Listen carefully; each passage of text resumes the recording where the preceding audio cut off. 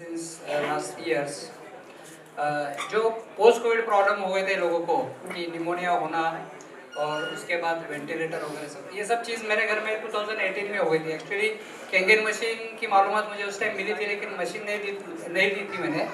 और उसी पीरियड में मेरी जो वाइफ थी उसको बुखार आया रात में, थोड़ा क्या बोलते हैं अंग पे निकलना, तो ऐसा किया।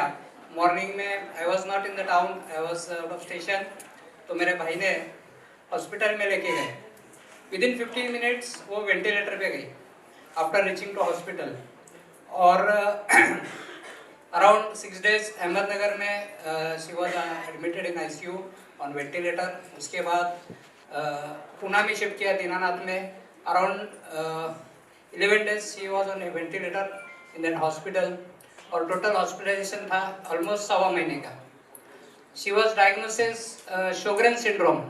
Sjogren's syndrome is an autoimmune disease. It is like diabetes, sugar. Sjogren's syndrome में होता क्या है कि हमारी इम्यूनिटी हमारे अगेंस्ट काम करती है। मतलब हम अगर सर्दी होती है, 2 वायरस आते हैं तो 2 एंटीबॉडीज, जैसे भी आपने कोरोना में सुना रहेगा एंटीबॉडीज, तो जितने वायरस उतनी एंटीबॉडीज जनरेट होती है। लेकिन इसके बॉडी में मल्टीपल एंटीबॉडीज क्रिएट होती थी, और जो रिमेनिंग एंटीबॉडीज थी वो उसको ही तकलीफ देती थी। तो आंखों में ड्राइनेस आता था, मुंह में आए तो मुंह पूरा ड्राई हो जाता था, और सब सिम्टम्स जो थे वो आर्थराइटिस के थे, मतलब जॉइंट पेन, ये सब चीज़ें थी।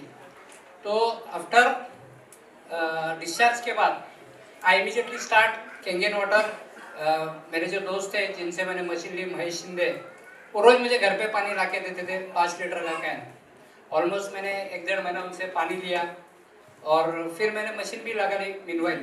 तो उस टाइम हुआ क्या था, जो मेडिकेशन था, ट्रीटमेंट था, तो उससे हीमोग्लोबिन 6 होता था, इरिथ्रोपोइटिन के इंजेक्शन देने पड़ते थे, ब्लड देना पड़ता था, फिर अपना यूरिक एसिड का रीडिंग 25 था, कैल्शियम 3 पे आ गया था। तो ये सब प्रॉब्लम थे। जैसे हम कैंगेन 9.5 यूज़ करना चालू किया, तो विदिन अराउंड 3 या 4 मंथ्स में यूरिक एसिड नॉर्मल हो गया, कैल्शियम नॉर्मल हो गया, HB नॉर्मल हो गया, एवरीथिंग इज नॉर्मल। और 2 साल से मैं भी मशीन यूज़ कर रहा हूँ।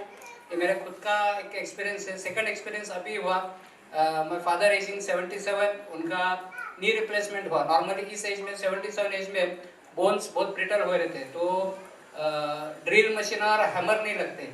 डॉक्टर बोले इनको कुछ लगेगा नहीं, लेकिन in spite of that his age 77, उनको ड्रिल मशीन भी लगा और हैमर भी लगा। बोले इतने बोन्स एज में मैंने किसी के नहीं देखे अभी तक। It is because of Kangen water, calcium level बढ़ गया है, तो थैंक्स टू कैंगेन वाटर। और मेरे पास से अभी एक पेशेंट है, किडनी का डायलिसिस है उसका। एवरी वीक उसको 3 times डायलिसिस करना पड़ता है। आफ्टर डायलिसिस उसका BP हाई होता था, उसको सांस फूलती थी, और उसको तकलीफ होती थी, और बहुत सारे प्रॉब्लम थे। तो ऐसे ही मेरे एक प्रोग्राम में उससे मुलाकात हो गई। Is just worker, is earning 15,000 per month, तो उसकी कोई कैपेसिटी नहीं थी ज़्यादा, मतलब मेरे पास से पानी लेके जा। तो 1 महीने में उसका, जैसे वो पानी यूज़ कर रहा है तो उसका BP नॉर्मल हो गया, जो उसकी सांस फूलती थी वो बंद हो गई, और after dialysis immediate he can go to his work place. मतलब उसका वो दिन बचता था, मतलब उस दिन की सैलरी नहीं मिलती थी उसको। तो ये सब चीज़ें उसकी बंद हो गई है। Now he is thinking of buying Kangen water machine, he is earning only 15,000 per month. बोल रहा मैं मेरे ओनर से लोन लेता हूँ और छोटा मशीन में घर पे बिठा देता हूँ, मेरा डायलिसिस बंद हो गया, तो यही मेरे लिए बहुत बड़ी बात है। Thank you.